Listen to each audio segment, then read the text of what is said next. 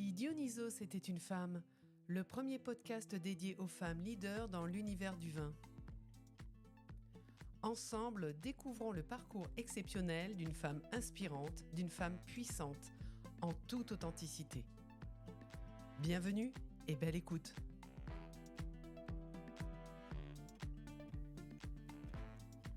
Créatrice de la société Chavin en 2014, Mathilde Boulachin, champenoise d'origine, est à la tête d'un négoce de 20 collaborateurs, 12 millions d'euros de chiffre d'affaires, dont 90% réalisés à l'export et dont le siège est à Béziers. Experte en marketing, en analyse des tendances de consommation interculturelle, Mathilde Boulachin est la figure montante du Nolo, ces vins allégés et sans alcool, et de la Sober Curiosity qu'elle va nous raconter et expliquer. Une stratégie atypique dans l'univers très traditionnelle du vin et ultra concurrentielle. Elle ne cesse d'innover et d'explorer de nouvelles niches de marché.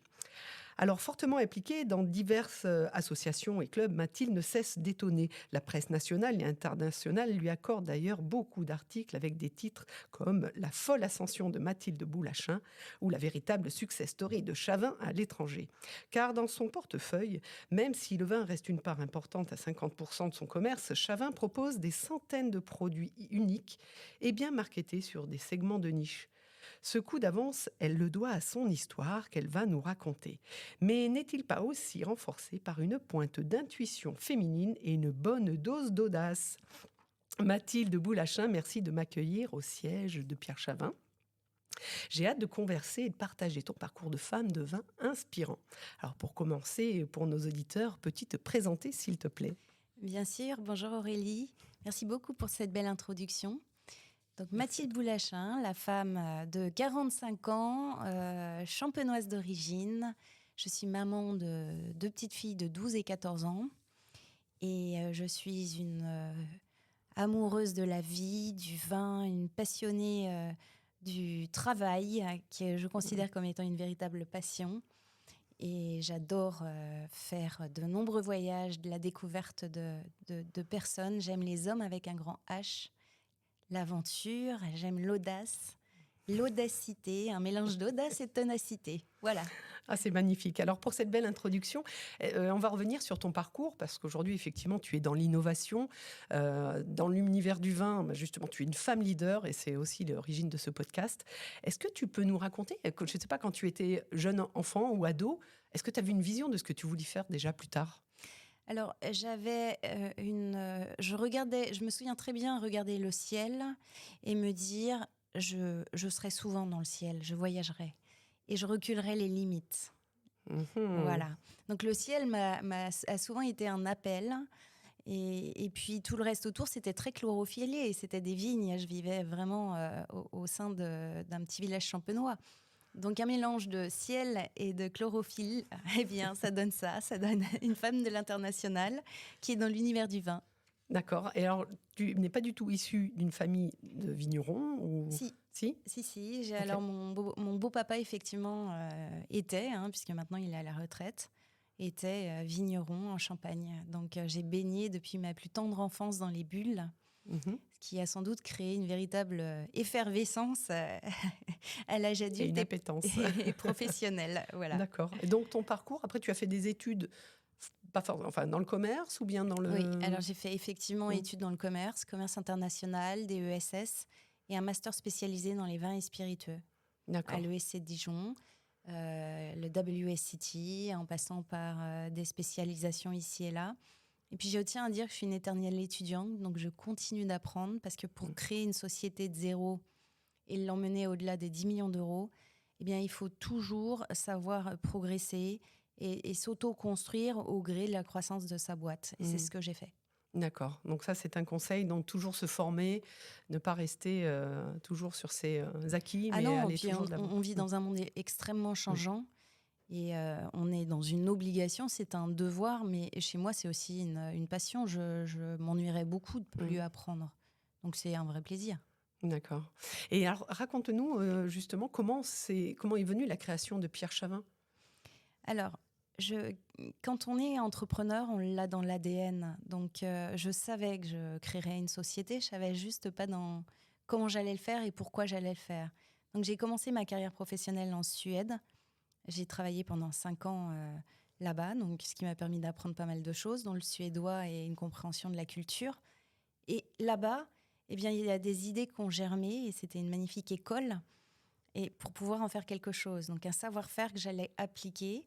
Je suis revenue en France pour créer ma société. Donc originellement, j'ai créé une société de communication spécialisée dans l'univers du vin. Mhm. Et très peu de temps après, un négoce spécialiste de l'innovation, où en gros, ce que je souhaitais faire, c'est dépoussiérer les codes du vin, m'affranchir évidemment avec beaucoup de respect de ce qu'avaient fait mes pères PAIRS, 20 siècles d'histoire vinique, mais aller au-delà et s'interroger sur les nouvelles générations, le besoin des consommateurs étrangers, ce que veulent les Japonais, en passant par ce que peut boire une femme enceinte. Donc m'interroger vraiment aux typologies de consommateurs et faire ce qu'on appelle du marketing de la demande. D'accord, d'accord. Et alors, c'est très intéressant parce qu'effectivement, euh, moi, j'ai pu lire dans la presse, alors peu lui importe de casser les codes, comme elle aime à le répéter, j'ai un pied dans la tradition, un pied dans l'hypermodernité. Pour toi, c'est un signe distinctif dans cet univers du vin d'avoir vraiment être dans l'hypermodernité et d'amener justement, de répondre à ses besoins? J'explique souvent, personne ne m'attendait dans l'univers du vin. Je n'ai pas 3 générations derrière moi, 2 châteaux amortis et un vignoble ultra rayonnant. Donc, pour partir de zéro, comme je l'ai fait avec 5 000 € en poche, eh bien, fatalement, il fallait s'interroger sur l'art de la différence. Donc, la différenciation, la singularité, essayer de raisonner, mais de manière différente, dans un premier temps vers une niche, et puis plus tard pour faire quelque chose d'un petit peu plus grand. Mhm. Donc, l'innovation est pour moi un devoir, surtout dans une industrie qui a un nombre assez important d'acteurs, avec une concurrence, qu'elle soit française et internationale, qui est pléthorique. La seule manière de pouvoir créer, puis survivre, puis vraiment se distinguer, c'est de faire quelque chose de différent. Et ça, j'ai envie de dire, ça marche dans tout secteur d'activité. Ouais, je suis d'accord avec toi. Alors, on va revenir sur la création d'entreprise. Comme tu dis, tu as créé l'entreprise, donc il y a 10 ans, et tu étais jeune maman. Mhm. Comment on fait dans ces moments-là où on est en pleine création, où tu dois être à 150% ou 200, et en même temps gérer la maternité, voilà, tout le reste? Comment ça se passe en tant que femme? Ah bah on est Shiva, il paraît qu'on a l'art de pouvoir faire plusieurs choses à la fois. Alors effectivement, donc j'ai créé en 2010, et c'est l'âge de Victoria qui a 14 ans, donc il y a 14 ans maintenant. Et comment eh bien, monter un business et en même temps s'occuper de ses enfants, il faut être un petit peu multicarte et surtout il faut avoir un très bon sens de l'organisation, du focus, un retour sur les essentiels et surtout ne pas perdre de vue les équilibres. Et aujourd'hui, 14 ans plus tard, c'est toujours le cas. Les enfants sont devenus grands, mais il n'en demeure pas moins qu'ils ont des besoins. La société, n'en parlons pas. Elle a poussé les portes dans 65 pays, un rayonnement international, ce qui veut dire que oui, je suis capable de m'envoler à New York et d'être à 17h à l'école, comme si de rien n'était. Et ça marche. Ça marche. Et donc, tu n'as jamais eu ce moment de culpabilité, de dire je laisse mes enfants pour aller faire un salon ou pour voilà, en fait, à travers le podcast Si Dionysos était une femme, souvent cette culpabilité, elle revient et on se rend compte que des femmes n'osent pas, des fois, réaliser leurs rêves de peur de ne pas pouvoir consacrer suffisamment de temps à la famille. Comment toi, Oui. qu'est-ce que tu peux Alors donner non, comme je ne tips? l'ai pas parce que déjà, je suis pas absente. Je ne suis pas omniprésente, mais je ne suis pas absente. Donc, aussi une histoire d'équilibre. Et je pense que les enfants ont une très belle élasticité. Ils ont besoin d'être aimés, ils ont besoin d'attention, mais ils n'ont pas besoin d'omniprésence. Ça, je pense que c'est un vrai leurre. Donc, c'est une croyance limitante. Et à mon sens, c'est beaucoup plus important d'avoir une maman équilibrée, qui rayonne dans son métier, qui aime faire ce qu'elle fait et du coup, qui a toutes les énergies positives chaque jour qui passe, plutôt que d'avoir une maman qui peut-être se sent forcée, culpabilise, reste à la maison, ne va pas au bout de ses rêves, parce qu'elle a le sentiment c'est un devoir. Donc moi, j'ai pas ce sentiment de... Je fais évidemment, comme toute maman, je suis avant tout... j'ai ce sentiment et cet instinct maternel très poussé. Et en revanche, je pense que c'est hyper intéressant pour des enfants aussi d'avoir une maman qui s'épanouit dans ce qu'elle fait, qui leur montre bien des choses. Quand j'ai du temps libre, on continue de voyager, on parle des langues, on va dans des situations qui sont sans doute assez atypiques. Et ça, c'est génial. Donc mes enfants sont parfaitement épanouis et pourtant, ils ont une maman profondément carriériste. Carriériste, ça c'est sûr, et tu as vraiment bien réussi. C'est une belle entreprise, une belle image aussi pour, surtout dans le bassin biterrois, tu donnes aussi cette dimension qu'on peut y arriver. Et alors, quand tu as créé cette société, cette entreprise, en tant que femme, tu arrives là, bam, je crée ma société. Le réseau a été très important. Tu t'es entouré des bonnes personnes rapidement. Est-ce que ça a été facile pour toi dans ce monde un peu masculin du vin, certes, qui est en train de bien se féminiser aussi, mais cette approche-là, comment tu peux la définir? Non, alors ça n'a pas été immédiat. Déjà, il y a un travail avec soi-même. C'est-à-dire quand on devient chef d'entreprise et qu'on embrasse un certain nombre de responsabilités, ça ne s'improvise pas. Il faut apprendre, il faut avoir ce développement personnel qui permet de prendre des responsabilités sur ses épaules et le faire bien. Et puis ensuite, il s'agit de mettre la main à la pâte sur un plan opérationnel et de faire en sorte, dans l'ombre, que ça fonctionne. Et la deuxième phase, c'est quand ça commence à décoller et qu'il y a les premiers succès. Là, on peut commencer à sortir, à réseauter, à s'entourer, parce que là, on devient intéressant au regard des autres. Donc, j'ai commencé un premier phasage qui était plutôt dans l'ombre et un deuxième où je vais m'entourer. Et puis peut-être on arrive dans l'ère de la lumière, qui sait. On va briller. Mais c'est vrai que c'est intéressant, mais quand tu commences dans l'ombre, il faut quand même pouvoir être bien entouré. Voilà, tes partenaires, fournisseurs et autres, ceux qui te font confiance. Indéniablement. Alors moi, j'ai un socle de valeurs, que ce soit dans ma vie de femme ou dans ma vie professionnelle, qui restent les mêmes, avec un mot fort que j'utilise tout le temps, c'est la congruence. Je suis congruente. Et ce spectre de considération, de valeur, j'ai envie de dire, il est ultra important parce qu'il inspire la confiance. Évidemment, je travaille avec un professionnalisme, avec un côté très cartésien. Et du coup, quand on débute, on attire effectivement, on arrive à pactiser avec des partenaires solides. On arrive à, pas tout de suite au niveau des banques, mais plus tard dans le temps, sans aucun souci. En fait, il faut savoir, plutôt que se vendre, il faut savoir prouver que ce qu'on dit, c'est vrai et c'est concret, il y a des actions derrière. Voilà, ça a été en tout cas ma manière de fonctionner. D'accord, merci pour ce partage-là. Alors, en tant que femme, puisqu'on est sur le podcast de Si Dionysos était une femme, ta philosophie de vie, quelle est-elle? Alors que tout est possible. Donc c'est Oscar Wilde, il faut avoir les rêves suffisamment grands pour ne pas les perdre de vue. C'est vraiment ça, tout est possible. Et je crois que fondamentalement, si ce mantra est adopté par beaucoup de personnes, on aurait beaucoup moins de soucis dans cet univers. Parce qu'on arrêterait de reporter des responsabilités ailleurs. En fait, on est capitaine de son destin, c'est nous qui décidons. Et tout est possible dans l'absolu. Vous voyez, c'est possible d'être maman, c'est possible d'être femme, c'est possible d'aller embrasser un destin qui est atypique, c'est possible de faire du vin sans alcool dans un univers qui est ultra traditionnel. Tout est possible. Simplement, il faut le faire avec un carcan, comme je l'ai dit, de congruence. Il faut le faire pas dans une audace dépourvue de cartésianisme, il faut le faire avec des choses solides, avec du professionnalisme.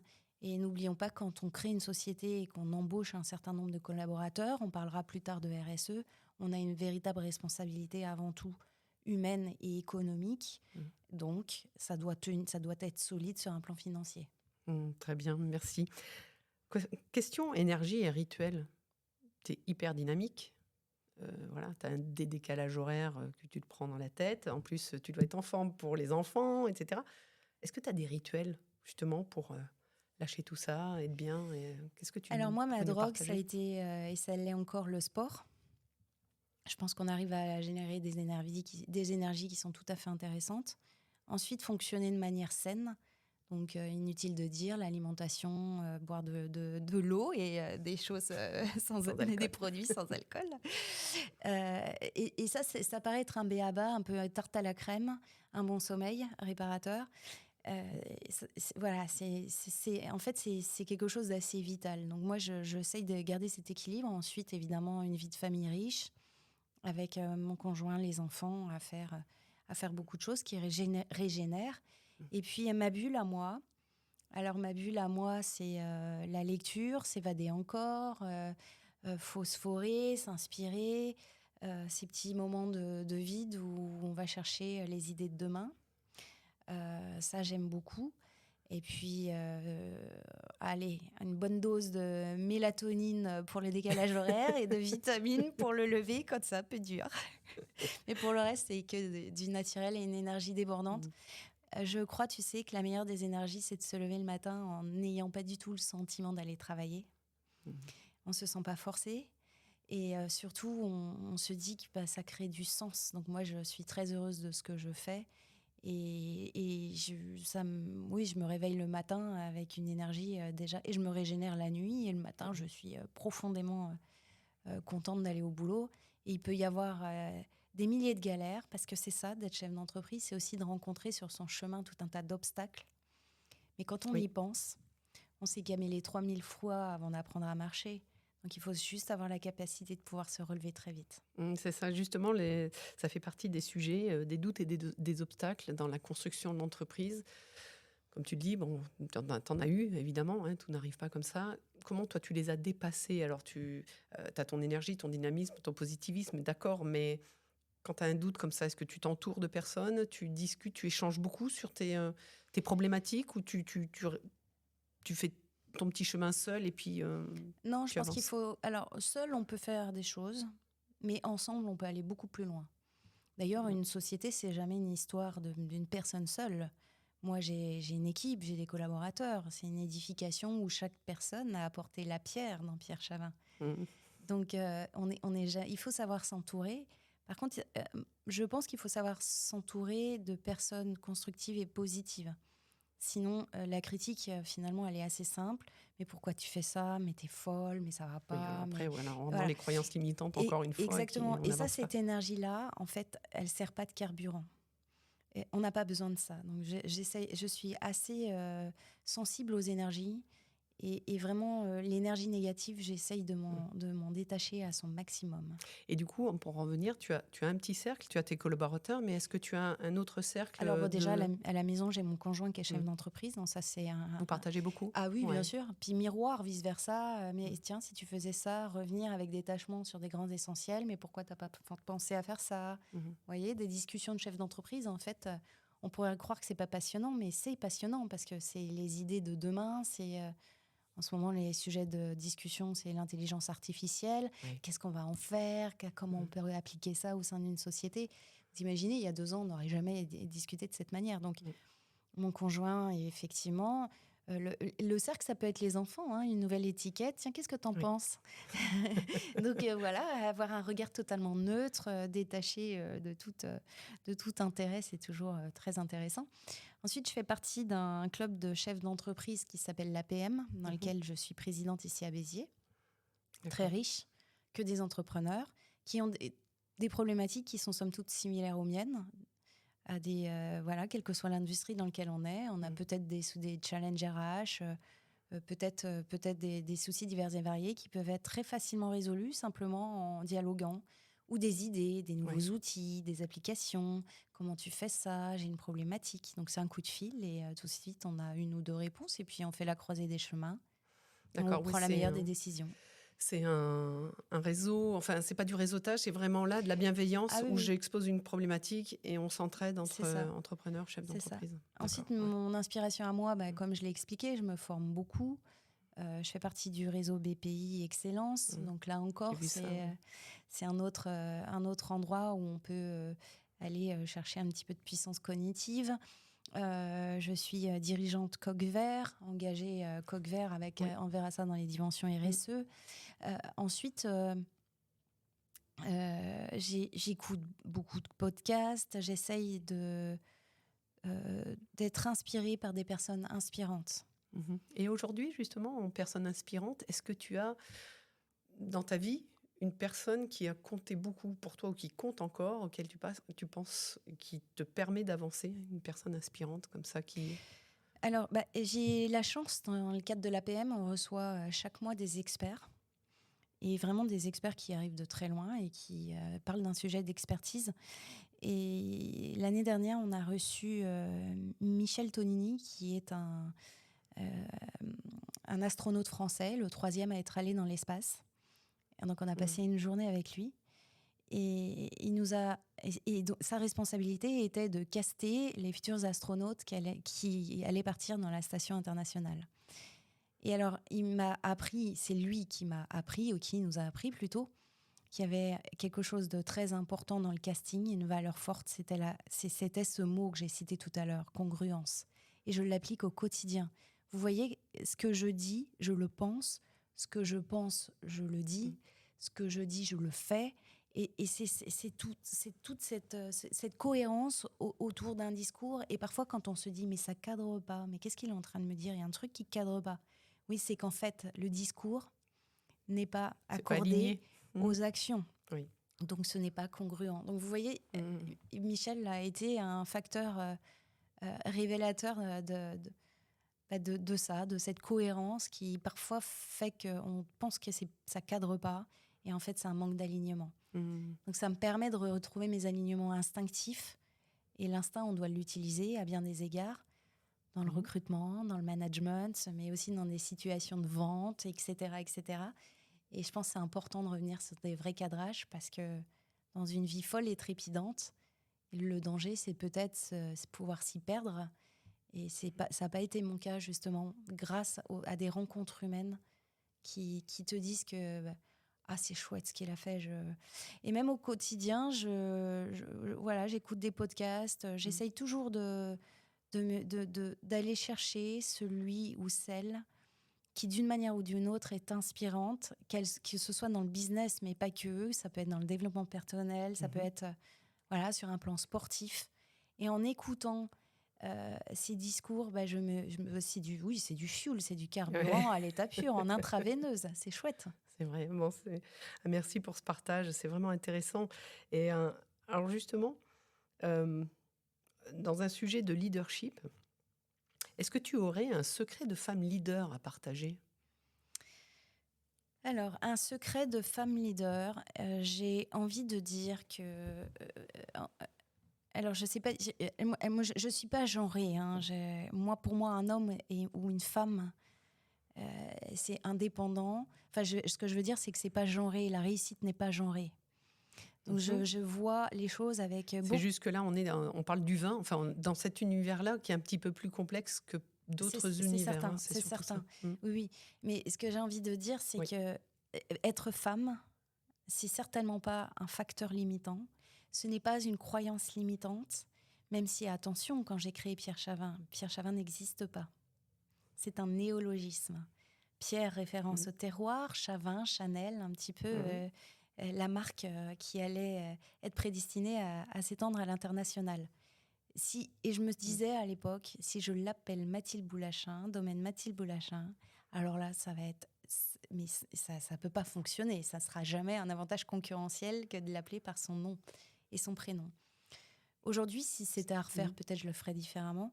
Mais en tout cas, être une femme, c'est fantastique. C'est une part de voix dans les médias. C'est pouvoir aussi se distinguer parce que finalement, on est combien 20-30% des chefs d'entreprise en France sont femmes. Il y a quoi deux femmes qui président des boîtes du CAC 40. Donc on est peu, et c'est génial, ça en fait une forme de distinction. Donc être femme, c'est fort, c'est génial. Quand on arrive parmi un parterre d'hommes, c'est sûr, quand on porte une petite robe rouge au milieu de costard-cravate, c'est très distinguant. Donc non, pour moi, c'est... l'art de la différenciation. C'est l'art de la différenciation. Non, moi, je pense que c'est être femme leader. Le conseil que j'ai à donner, c'est aller, encore une fois, au bout de vos rêves et le possible dans l'impossible. C'est vraiment aller chercher... l'au-delà de vos capacités et poursuivez ce chemin parce qu'il est beau. Et on a vraiment, alors encore une fois, j'ai du mal à généraliser, mais on a vraiment des richesses à apporter et une diversité qui est énorme. C'est fantastique. Donc être femme dans un milieu d'hommes, bah, non, allons-y. C'est un facteur distinguant comme un autre. Et croyez-moi, généralement, on se souvient. C'est mieux d'être un mouton noir parmi un troupeau de moutons blancs, n'est-ce pas? Merci. Alors, c'est vrai que j'ai lu souvent dans les articles où on me dit, voilà, Mathilde, elle incarne le management au féminin. Comment, toi, tu vois le management chez Pierre Chavin? Comment le management est mis en place? Est-ce que tu peux le décrire? Alors,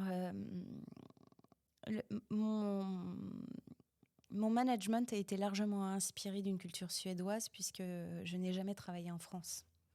Donc, quand je suis arrivée pour créer ma société, en fait, tout était organisé avec un style de management complètement suédois, puisque c'est la seule chose que j'ai connue. Donc, c'est la seule chose que je pouvais mettre en place. Et qui, pour toi, était un modèle incroyable et sur lequel tu pouvais vraiment te poser parce que tu y croyais aussi. Oui, parce que pour moi, déjà, ils arrivaient avec des performances économiques. La stabilité, à l'époque, était complètement fondée. Donc, si ça marchait chez eux, c'est un système qui, pour moi, avait un niveau de performance qui était assez sympathique et que j'ai pas hésité une seule seconde à embrasser. En revanche, donc du coup, c'était du télétravail déjà il y a 14 ans. Hein. Donc, on n'a pas attendu le Covid. Télétravail, l'égalité, la parité, la diversité, aussi bien générationnelle, faire confiance aux jeunes générations, mais aussi la diversité ethnique, etc. Donc, beaucoup d'ouverture d'esprit sur un plan managérial. Aujourd'hui, évidemment, je suis complètement acculturée à l'Occitanie.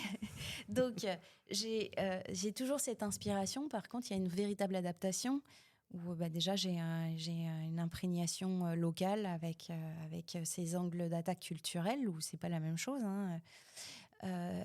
Donc, il y a toujours ces valeurs sous-jacentes, le respect en ligne de fond, les équilibres entre la vie privée et la vie professionnelle.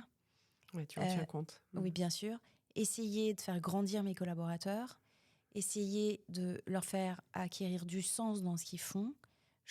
J'essaye vraiment d'apporter tout le temps des touches complètement d'humour, parce que pour moi, on peut faire quelque chose de très sérieux, mais dans une forme décomplexée, qui fait que on a tous le sourire quand on vient au travail le matin. Et je dis souvent, le jour où vous n'avez plus le sourire quand vous venez le matin au travail, là, on a un souci. Parce que, avant tout, chez les collaborateurs, on va rechercher le dépassement, mais surtout la motivation. Vous voyez, l'envie de bien faire, l'envie d'aller plus loin. Nous, on est dans un secteur innovant, ce qui veut dire que ça suscite beaucoup de créativité, ça suscite vraiment des énergies particulières. Donc, quand vous venez au travail simplement sur un plan alimentaire, pour moi, c'est inintéressant en termes de management. Oui, et pourtant, il y a tellement d'entreprises qui fonctionnent sans justement tenir compte de la motivation de leurs collaborateurs. Oui, c'est sûr. Hein. Ah, c'est extrêmement important. Extrêmement important. Maintenant, on n'est pas... Alors, on a beaucoup parlé de création de sens après le Covid. On n'est pas responsable de tout le sens du monde non plus. Je pense qu'il y a aussi les collaborateurs et les salariés qui doivent, d'une manière générale, s'interroger sur ce qu'ils veulent eux en tant que personnes, hein, avant même de demander aux employeurs d'être responsables de leur bonheur. On n'est pas responsable du bonheur des gens. Tout à fait, oui. Et quelle est la moyenne d'âge des collaborateurs? Alors, va falloir qu'on refasse la pyramide pendant un moment. Pendant très longtemps, on était à 33 ans. Donc ça on s'en souvient parce qu'on essayait d'avoir 33% de croissance, 33 ans de moyenne d'âge. Donc le 33 était très bien. Bon, donc là, je ne pourrais pas répondre, mais actuellement, je suis, je pense, la collaboratrice la plus âgée, donc 45 ans. Et égalité à peu près, ouais. Hommes-femmes Oui, à peu près. oui, un petit peu plus de femmes. On travaille beaucoup avec des métiers marketing, créatifs, donc pas mal de femmes.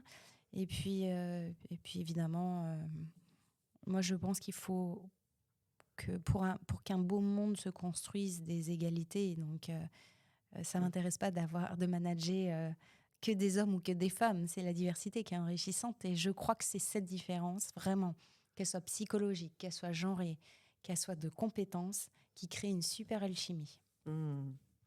Alors, en tant que femme, nos besoins ne sont pas les mêmes que tout le monde. Nous avons un besoin d'élégance, d'esthétisme et de sociabilité. Par contre, la dimension healthy a son importance, d'où des produits allégés en alcool. Le packaging également, hein, tu travailles énormément là-dessus. Et alors, est-ce que tu peux exprimer justement, à travers ces mots que j'ai récupérés de la presse, la vision de Pierre Chavin sur les vins allégés, le Nolo, s'il te plaît? Oui, alors, déjà, je tiens à dire qu'on cible les femmes, mais pas que c'est un mélange de... J'aime beaucoup expliquer que, pour moi, une bouteille de vin sans alcool ou de vin avec alcool, on met autant d'importance à l'intérieur et à l'extérieur de la bouteille. Donc, il y a des connotations presque cosmétiques quand on regarde nos bouteilles. On aime le verre et sa brillance. On dit souvent qu'elle est photographiée, c'est pire qu'un diamant. On aime les étiquettes, les structures, les formes, les polices, le graphisme. On aime évidemment les colorimétries au sens large, le design. Et à l'intérieur, en revanche, on fait beaucoup de R&D. On va vraiment travailler les profilages pour qu'on aille rechercher des grandes qualités. Nous, ce qui nous intéresse, c'est l'expérience client.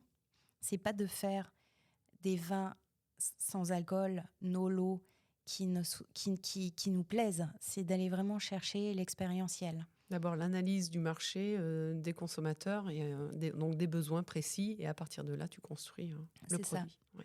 Et dans ce spectre de considération, on a finalement on a un monde bipolaire qui se rencontre dans cet univers. Aussi bien les consommateurs de vin qui sont devenus hybrides et qui s'interrogent à des considérations santé, qui sont responsables, qui doivent choisir parce qu'ils doivent boire, mais pour autant, ils restent épicuriens.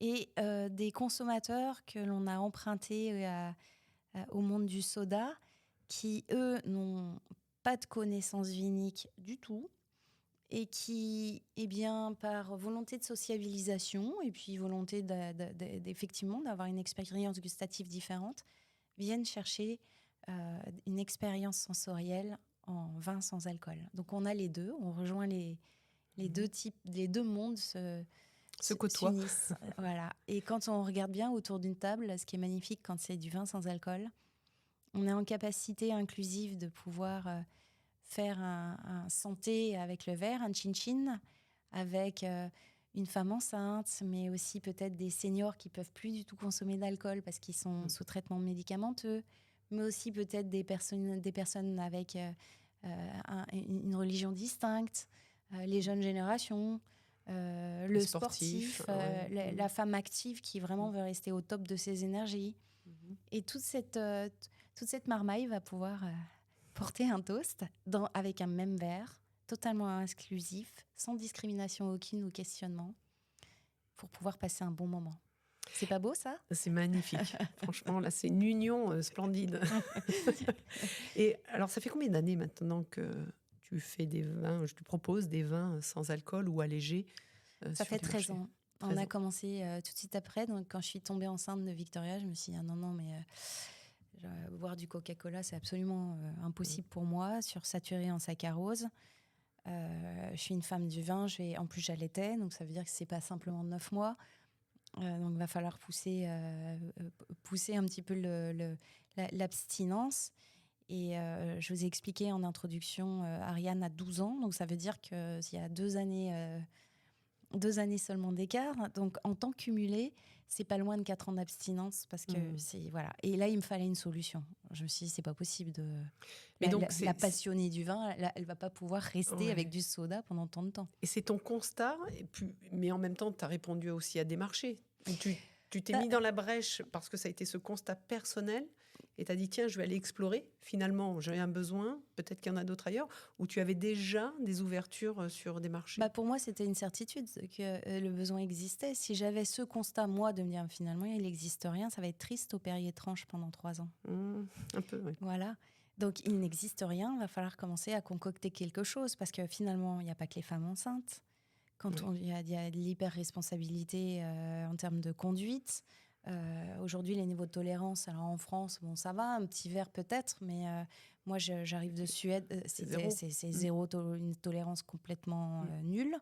Donc, mis bout à bout, il y a finalement pas mal de typologies de consommateurs qui se doivent d'être intéressés par des alternatives premium, pensées, inclusives, festives, et pour autant qui n'ont pas d'alcool. Et est-ce que ça existait déjà avant que tu aies cette réflexion? Est-ce qu'il y avait déjà des vins nolo ou sans alcool? Alors, il y en avait très, très peu. Peut-être pas français, d'ailleurs. En France, il y avait une marque en grande distribution qui s'appelait Bonne Nouvelle. Et on était vraiment très, très, très peu nombreux sur le marché français. Et à l'international, en toute sincérité, on n'était pas pléthorique non plus. Mais par contre, l'univers du sans-alcool, c'est de la recherche, parce qu'on ne s'improvise pas winemaker en sans-alcool du jour au lendemain. Et je dirais c'est une recherche constante, une amélioration continue constante. Ramener à l'échelle du temps, c'est 10 ans d'histoire, alors qu'on a un savoir-faire dans l'univers œnologique qui date de centaines d'années. Donc, de centaines et de milliers d'années. Donc, on n'a pas du tout les mêmes connaissances. Donc, il a fallu beaucoup essayer, faire. Ça a été une des phases d'expérimentation importantes. Par contre, on a tout de suite mis en marché. On a été très précoce dans les mises en marché. Et aujourd'hui, je peux dire que c'est un avantage concurrentiel de taille, parce qu'une fois qu'on est présent sur la carte des vins, dans la rubrique sans alcool, Bravo, félicitations. Avant de revoir la copie, j'ai envie de dire. Donc la puissance de frappe a été distributive. Aujourd'hui, c'est 65 pays, 93% à l'export. C'est vraiment l'avantage concurrentiel a été d'être pionnier, indéniablement. C'est superbe, finalement, de se rendre compte que tu as été donc précurseur dans ce domaine-là et qu'aujourd'hui, c'est toujours en phase effectivement d'amélioration. Parce que, on a beau goûter des vins sans alcool, qu'on soit de l'univers du vin ou pas forcément, on recherche quelque chose et on a toujours un modèle et on se met des curseurs. Mais on sent qu'il y a une volonté aussi d'amélioration des techniques. D'ailleurs, on a participé la semaine dernière, tu étais à une conférence de Vincéo, c'était très intéressant de voir qu'il y avait des fournisseurs œnologiques qui travaillaient sur des propositions de process pour améliorer ça. Donc ça veut dire qu'en fait, il y a un super bel avenir des vins sans alcool. Alors, moi, je suis convaincue qu'on est à l'aube d'une forme de révolution de consommation. Un petit peu comme à la fin d'un repas, on vous propose un café ou un décaf. Moi, je pense que l'avenir sera de vous proposer, vous voulez une flûte de champagne ou un chardonnay mousseux sans alcool? Voilà. Donc, on est en train de changer nos habitudes de consommation. Quand on regarde les statistiques à l'échelle internationale, on voit bien qu'on n'est absolument pas en hyper-croissance en termes de consommation de vin. Donc, ça veut dire que les consommateurs ont peut-être envie de faire différemment. Et ce qui est certain, c'est qu'on n'est pas en train d'aller vers une augmentation de la consommation en France non plus. Mais par contre, on a envie de consommer mieux, de consommer moins, de faire plus attention, pour toutes les raisons qu'on a évoquées. Et on regarde souvent les stats des années 60 en termes de consommation de litres par habitant. Mais la population a aussi changé, c'est-à-dire que nous, femmes, on est actives et on peut pas... il faut composer avec tout ça, donc il y a des espèces d'équilibres à trouver. Donc sincèrement, boire 3 verres de vin le midi et être performant l'après-midi, je pense que c'est C'est C'était illusoire. certains commerciaux il y a une époque. C'est illusoire. C'est sûr. Alors, c'est vrai que alors, il y a le no et puis le low alcool. Qu'est-ce que tu penses aussi de de ce segment des vins partiellement désalcoolisés à faible degré? Est-ce qu'il y a un avenir aussi? Est-ce que parce que là, c'est pas forcément la même cible que la Non. précédente qui est vraiment, elle cherche Mm. du zéro. Qu'est-ce que tu en penses? Ton avis est intéressant. Alors, jusqu'à présent, ça a été assez binaire. C'est soit avec alcool, soit sans alcool. Et le couper la poire en deux entre 0 et 12%, ça n'a pas été véritablement dans l'air du temps. Par contre, le marché le dira. Attention, tous les marchés ne rebondissent pas de la même manière. Et certains marchés sont plus précurseurs que d'autres. Si je regarde les États-Unis a été plus demandeurs de vin allégé que de vin à zéro. Pourquoi ? Ce sont les consommateurs de vin qui ont des recherches en moins d'alcool. Voilà, il fait chaud, j'ai envie de faire attention, de boire des choses plus allégées. Et puis, sans doute aussi, dès qu'on fait tomber 1% d'alcool, eh bien, on fait tomber la calorie également. Donc, faire attention à l'apport calorique. Oui.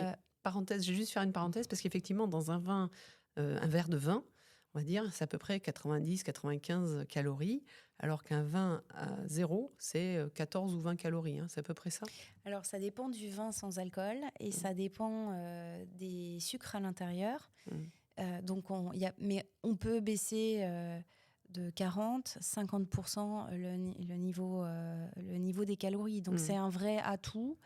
Mais attention, il y a des sucres résiduels. D'ailleurs, certains sont très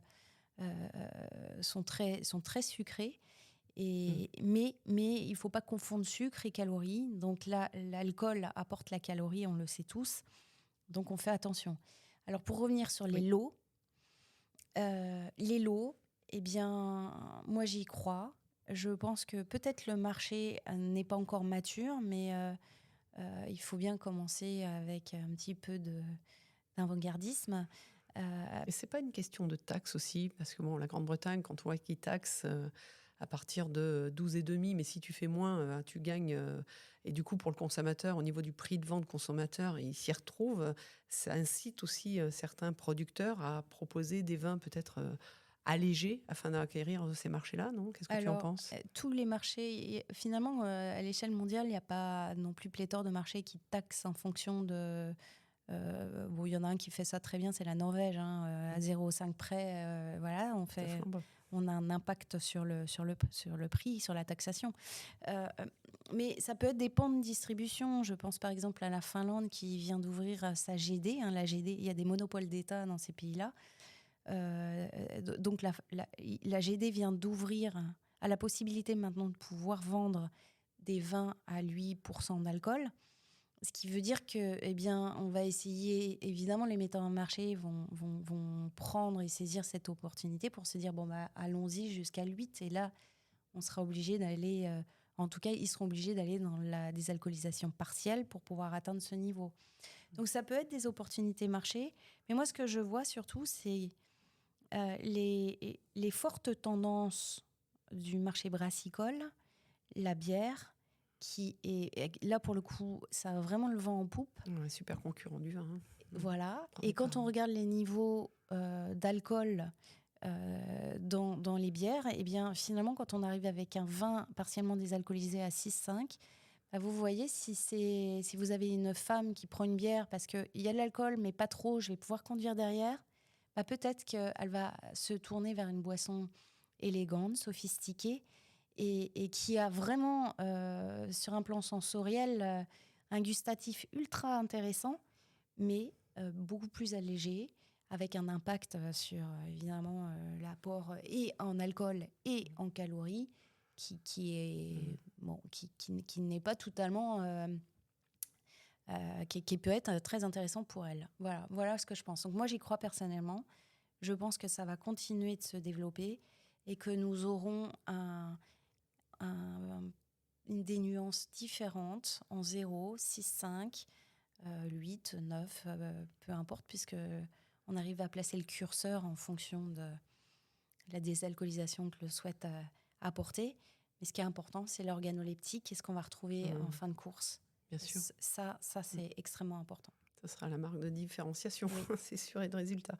Et donc, ça veut dire qu'aussi, aujourd'hui, c'est une nouvelle ère pour la viticulture française, qui est un peu en difficulté, de se dire, bon, faut peut-être aussi que en tant que producteur, en plus avec l'impact du réchauffement climatique, tout ce bouleversement plus économique, plus, de se poser la bonne question, de dire, faut peut-être que soit je me diversifie au niveau du vignoble et je fais de l'agroforesterie ou je plante autre chose, des pistachiers, je ne sais quoi, ou bien de se dire, bon, j'ai des vignes, ça met quand même quelques années à pousser, il faut peut-être que j'en fasse quelque chose et que j'arrête de faire du 14,5 et que je m'occupe de pouvoir dresser une vigne qui me permette de faire des vins un peu plus allégés. Qu'est-ce que tu en penses ?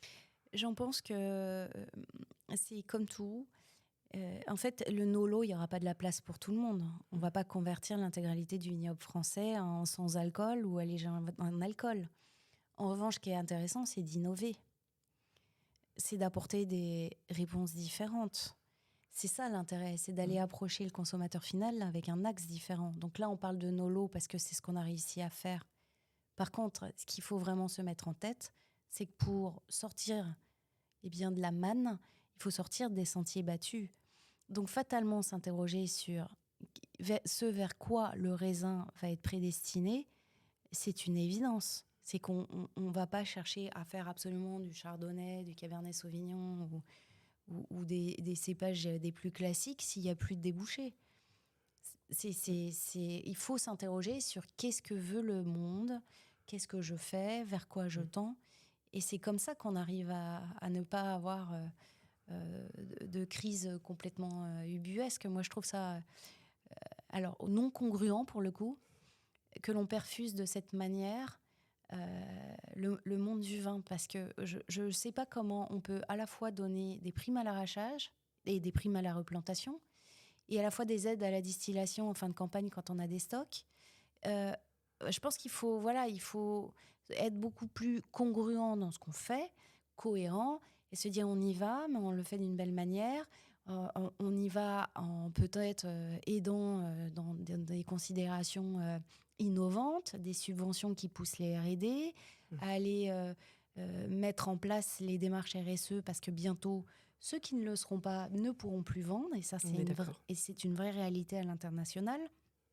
S'interroger sur comment améliorer notre différenciation collectivement et individuellement, et comment nous aider à le faire. Je pense qu'il faut être plus progressiste, en fait. Tout à fait. Et là, c'est aussi le rôle des interprofessions, des syndicats, de donner de l'information auprès des producteurs aussi. Parce qu'un producteur, aujourd'hui, un petit vigneron, il est aussi dans son jus, il est dans son vignoble. Enfin, c'est difficile pour lui. Il a sa signature, il a son héritage, il a tout ça. Et donc, d'aller tout de suite proposer dans cet axe-là, pour lui, c'est peut-être compliqué. Moi, je pense que les interprofessions ont beaucoup à faire, à les amener dans cette démarche de réflexion et de se dire, bah oui, alors il y en a qui vont pas sortir des vins parce que pour eux, ce n'est pas du tout du vin. Donc ça, c'est des changements de paradigme qui sont compliqués à mettre en place. Toutefois, c'est vrai que si certains sont déjà commercialisent leur volume sur différents marchés, je pense qu'eux, ils ont intérêt rapidement à inclure une cuvée de Nolo, une ou deux cuvées dans leur portefeuille pour ne pas perdre la place quelque part chez leurs clients. Alors, encore une fois, je ne pense pas que ce soit l'Eldorado et qu'il y aura une place pour tout le monde. Je le pense vraiment. Et tout comme je pense qu'il faut s'interroger sur les modèles économiques. Donc on parlait de la petite production. Oui, mais la petite production bien faite, bien valorisée, eh bien c'est un modèle économique tenable. Donc, encore une fois, je prône les cohérences. L'innovation, mais on peut innover même dans la tradition. Vous voyez, on peut innover dans la manière de vinifier, on peut innover dans l'élevage, on peut innover dans les bois utilisés. Il y a plein de manières d'innover tout en étant très traditionnel. Donc l'innovation n'est pas nécessaire. Déjà, il faut l'appréhender sous toutes ses formes. Elle peut être, encore une fois, à l'intérieur, à l'extérieur. Nous, on a mis très tôt des vins en bag-in-box. mais très très tôt. Et à l'époque, oui, j'étais considérée sans doute comme une grande folle de mettre des Côtes de Provence en bag-in-box de litres. Simplement, ça a très très bien fonctionné. Et ça a été fait avec goût, avec élégance. C'est aujourd'hui un bag-in-box qui est vendu au système Bolaguette, qui est très bien placé, avec un positionnement premium.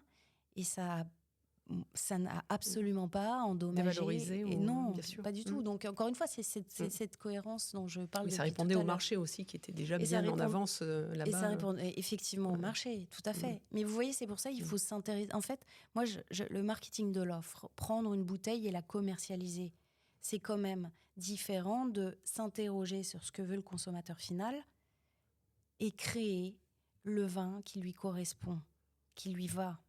On ne peut pas répondre à l'intérêt. Il n'y a pas une universalité des goûts. Vous voyez, les Chinois, ils consomment d'une manière... Ils n'aiment pas les fortes astringences. Ils consomment d'une manière différente de ce que va consommer un Américain, de ce que va consommer un Suédois. Bref, il n'y a pas d'universalité des goûts. Il y a fatalement des adaptations à avoir. Donc, faire un vin en se disant, bon, ça va plaire à tout le monde, bah non, déjà, c'est pas possible. Et puis, il faut penser positionnement, cohérence marketing, un mix produit, encore une fois, et qui tienne la route. Et en termes de prix, de qualité, de pack, de com derrière, de tout ce qu'on va raconter, de l'histoire, du storytelling, tout ça doit être cohérent et fait d'une manière qui soit... qui parle aux consommateurs finaux. Et on ne le fait pas pour soi. Moi, vous voyez Mathilde, sans doute mon goût plairait à certains, sans doute il plairait pas, et je m'en affranchis complètement. Je fais jamais un produit en me disant « Ah, ça me plaît, ça, je le fais parce que ça me plaît. » Oui, mais c'est l'histoire du vin, pourtant. Quand on regarde l'histoire des vignerons, de la coopération, de tout ce que l'on veut, ça change, évidemment. Ces 25 dernières années, ça change beaucoup. Mais souvent, il y a encore, j'en rencontre des vignerons qui disent « Je fais le vin parce que j'aime le faire comme ça. » On peut lui dire « Mais tu sais, peut-être que le consommateur final, il aimerait bien que ce soit un petit peu moins rustre, un petit peu plus élégant, raffiné. » Mais lui, il va continuer avec sa façon de faire son vin. Et c'est là, au niveau de ces paradigmes-là, je crois qu'il y a beaucoup de communication à faire pour les amener à modifier aussi leur façon de faire le vin. Parce que tu arrives, Mathilde, tu es dans le négoce. Donc c'est aussi plus facile parce que, quelque part, tu vas piocher les bons fournisseurs, ceux qui vont répondre aux besoins des consommateurs, parce que c'est là ta force. Mais un vigneron qui a un héritage incroyable de 4-5 générations, qui est en train de faire son vin, lui. Et je trouve que c'est ce qui est long, mais c'est le monde agricole aussi. Voilà, ça c'est... Tout à fait. Bon, j'ai essayé pendant 10 ans sur la partie foncière. Et c'était un sacerdoce. Hein. J'avoue qu'il y a beaucoup de contraintes climatiques. Je disais tout le temps, mais j'ai toutes les plaies d'Égypte qui se sont abattues sur ce vignoble. et c'est sûr que c'est un métier particulièrement ardu, qui prend du temps entre le moment où on plante, le moment où on récolte, et un facteur temps. Et attention, je voue beaucoup de respect. D'ailleurs, sans raisin, nous, on ne fait rien. Et chacun son métier, et chacun son expertise. Je pense que l'expertise viti, vraiment produire, arriver à des raisins de qualité, une récolte de qualité, c'est un savoir-faire. Moi, mon savoir-faire, je l'ai tourné vers la distribution, la création de produits, la maîtrise d'un maillage distributif à l'international, le marketing, la communication, savoir s'exprimer sur ce que l'on fait. Vous voyez, on ne peut pas embrasser toutes les compétences. C'est compliqué de savoir tout faire. Et justement, faire. tu as besoin quand même de ce produit à la base, le vin, et c'est là où tu as besoin d'avoir les bons fournisseurs, les bons producteurs. Oui, et pour les trouver, je pense que voilà, tu les gardes précieusement. C'est une alchimie de compétences. Ouais. Donc c'est une sélection, c'est l'art de la sélection. C'est aussi imaginer ce que ça va donner suite à une désalcoolisation. Donc c'est avant tout une sélection. Et sur le vin, eh bien, c'est une sélection puisque ce sont des assemblages. On va chercher des terroirs d'altitude, on va chercher des terroirs de plaine, on va chercher des acidités, mais aussi des rondeurs, du fruit. Vous voyez, tout est une question d'assemblage. Donc oui, c'est le mariage de compétences en amont Moi, j'aime communiquer avec mes fournisseurs. J'aime leur expliquer le devenir du produit. Et quand on rencontre une success story, ça aussi, c'est RSE de se dire « Mais en fait, on fait partie d'une filière. Ce que vous faites, eh bien, je vous en remercie beaucoup. Et ce que je fais, mais c'est votre écoulement à vous aussi. Donc, on est partenaires, c'est main dans la main. On fait partie d'une chaîne intégrée et jouons la carte partenariat sur de long terme pour aller affronter des marchés export qui sont extrêmement compliqués et faire en sorte de trouver une destinée, un futur qui soit des plus probants. Mathilde, on va revenir justement sur le pôle de la femme. On va terminer par quelques questions. Et ça va être des questions un peu plus légères. Est-ce que tu as un morceau de musique, toi, qui te donne du peps ? J'en ai plusieurs, et puis ça dépend vraiment de ce que je fais. Si je travaille, c'est le piano. Si je veux mettre du boost dans la voiture, ça va être des musiques un peu plus punchy. Mais j'aime beaucoup une chanson de Coldplay avec Sky Full of Stars, donc le ciel plein d'étoiles. C'est toujours une histoire très étoilée chez moi. Mais c'est toujours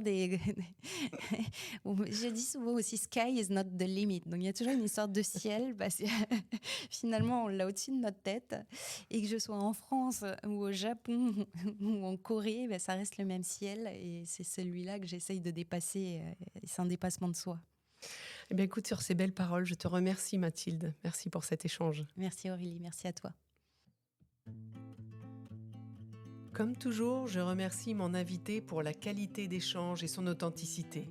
J'espère que vous avez apprécié, comme moi, les sujets abordés. N'hésitez pas à laisser vos commentaires. Alors, puisque vous avez aimé cet épisode, mettez plein d'étoiles pour plus de visibilité et partagez-le à au moins 3 personnes. Enfin, pour suivre l'actualité du podcast, Si Dionysos était une femme, à sa page LinkedIn et sur Instagram.